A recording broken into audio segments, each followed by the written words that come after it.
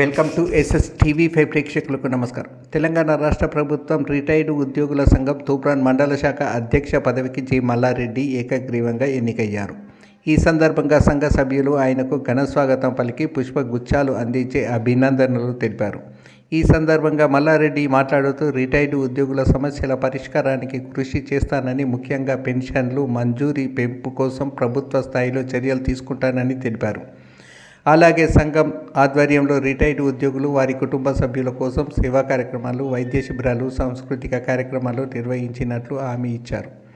తెలంగాణ రాష్ట్ర రిటైర్డ్ ఉద్యోగుల సంఘం తూప్రాన్ మండల శాఖ ఎన్నికలు సోమవారం ఆ శాఖ భవనంలో ఎన్నికల అధికారి గాలి కుమార్, ఎన్నికల అబ్జర్వేషన్ శ్యామ్ సుందర్, జిల్లా అధ్యక్షులు జగదీష్ చంద్ర, జిల్లా కార్యదర్శి సత్యనారాయణ పర్యవేక్షణలో ఏకగ్రీవంగా ఎన్నికలు నిర్వహించారు.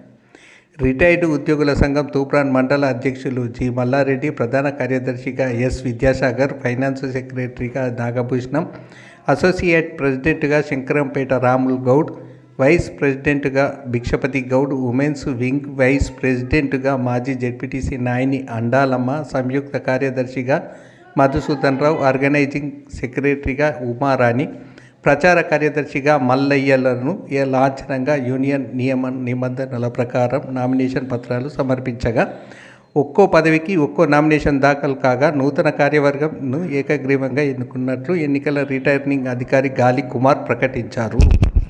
ఈ కార్యక్రమంలో జి మల్లారెడ్డి, ఎస్ విద్యాసాగర్, నాగభూషణం, రాములు, భిక్షపతి, నాయని అండాలమ్మ, మధుసూదన్ రావు, ఉమ్మారాణి, మల్లయ్య, జగయాదయ్య, కాసుల కృష్ణయ్య, సార్ రామకృష్ణయ్య, రఘుపతి రెడ్డి, ముత్యాలు, నరసింహారెడ్డి, గోపాల్ రెడ్డి, భీమర్ నరసింహులు తదితరులు పాల్గొన్నారు.